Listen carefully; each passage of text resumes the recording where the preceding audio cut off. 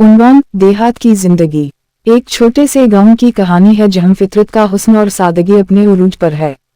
ये गांव पहाड़ों और सरसब्ज वादियों के दरमियान वाक़ है, जहां हर तरफ हरियाली और कुदरती हुस्न बिखरा हुआ है। गांव में बसने वाले लोग सादा, मेहनती और ईमानदार हैं।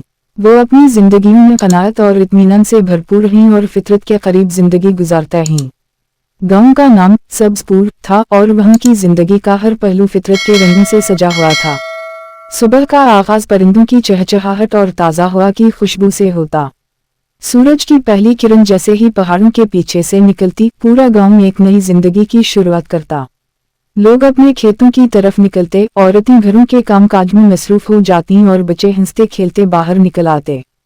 सब्जपुर के लोग ज्यादातर किसान थे। वो अपनी रोजी रोटी खेती बाड़ी से कमाते थे। गांव के इर्द गिर्द खेत थे जिनमें गंदम, चावल, सब्जियां और फल उगाए जाते थे। इन खेतों में काम करना आसान ना था, मगर देहाती लोगों की मेहनत और अज़्म हमेशा रंग लाती। मर्द दिन भर खेतों में काम करते, पानी देते, हिल चलाते और फसल काटते। शाम होते ही वो थके मानदे अपने घरों को लौटते, जहां उन्हें गर्म खाने और सुकून का माहौल मिलता। देहात की जिंदगी में लोग एक दूसरे के बहुत करीब थे। हर शख्स दूसरे की मदद को तैयार रहता। अगर किसी के घर में कोई तकरीब होती या कोई मुश्किल पेश आती, तो पूरा गांव उसके साथ होता। गांव में एक दूसरे की मदद और एहतराम की एक खूबसूरत रिवायत थी। शादी हो या मौत, खुशी हो या गम, हर मौका पर गांव वाले मिलकर अपने लोगों का साथ देते। एक और अहम पहलू देहात की जिंदगी का वो सादगी थी जो शहरों में कम ही देखने को मिलती है। यहाँ के लोग मादियत पसंदी से कोसों दूर थे। उनकी जरूरियात बहुत महदूद थीं और वो छोटी छोटी चीजों में खुशियां ढूंढ लेते।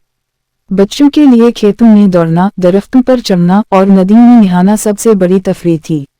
बुजुर्ग शाम को गांव के बड़े पेड़ के नीचे बैठते और पुरानी कहानियां सुनाते, जबकि नौजवान दिन भर की थकन उतारने के लिए खेलकूद में मसरूफ हो जाते। गांव में तालीम का निज़ाम महदूद था। एक छोटा सा स्कूल था जहां बच्चों को बुनियादी तालीम दी जाती थी। गांव के लोग चाहते थे कि उनके बच्चे पढ़ लिख कर आगे बढ़ें, मगर वसाइल की कमी की वजह से अक्सर बच्चे ज्यादा तालीम हासिल नहीं कर पाते थे। इसके बावजूद लोग अपने बच्चों को अखलाकी अक़दार और सच्चाई का सबक देने में कोताही नहीं करते थे। गांव के बच्चे एहतराम, ईमानदारी और मेहनत के उसूलों पर पलते बढ़ते थे। कुदरती माहौल और मौसमों का असर देहात की जिंदगी पर गहरा था। बारिश का मौसम जब आता तो पूरा गांव खुशी से झूम उठता, क्योंकि बारिश का मतलब फसलों के लिए पानी था।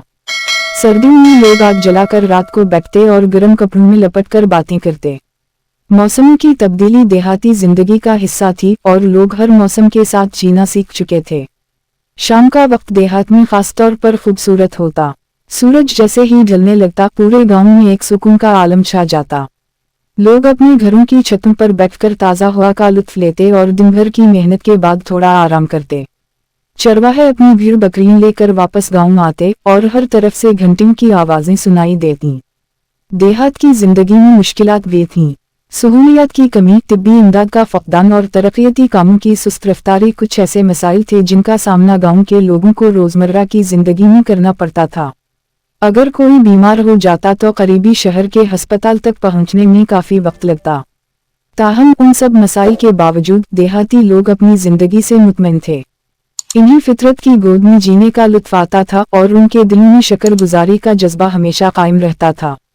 देहात की जिंदगी का सबसे बड़ा हुस्न सुकून और इत्मीनान था जो वहां के लोगों के चेहरों पर हमेशा नजर आता। वो जिंदगी की चमक दमक और शोहरत से दूर अपनी सादा जिंदगी में खुश थे। उनके पास ना तो बड़ी बड़ी गाड़ियां थीं, ना आलीशान घर, मगर उनके दिल मोहब्बत और सुकून से भरे हुए थे। उनकी दोस्ती, खुलूस और एक दूसरे का साथ जिंदगी की हकीकी खुशियों का राज था। ये कहानी देहात की जिंदगी की सादगी, मेहनत, मोहब्बत और फितरत के करीब रहने की अहमियत को उजागर करती है।